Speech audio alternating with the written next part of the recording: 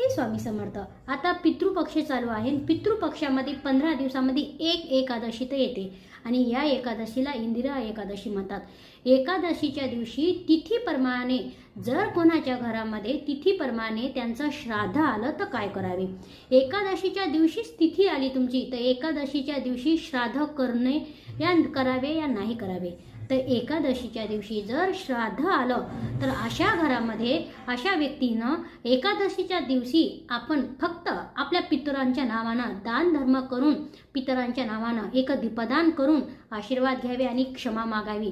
आणि एकादशीचा दिवस सोडून दुसऱ्या दिवशी द्वादशी असते आणि द्वादशीच्या दिवशी तुम्ही पूर्ण श्राद्ध तिथीप्रमाणे तुम्ही एकादशीचा दिवस वगळून तुम्ही दुसऱ्या दिवशी द्वादशीच्या दिवशी सुद्धा तुम्ही तुमचं जे श्राद्ध पूर्वजांचं आलेलं आहे ते दुसऱ्या दिवशी सुद्धा करू शकता. एकादशीच्या दिवशी न करता द्वादशीच्या दिवशी तुम्ही श्राद्ध करू शकता. ही माहिती आवडली असेल तर शेअर करा.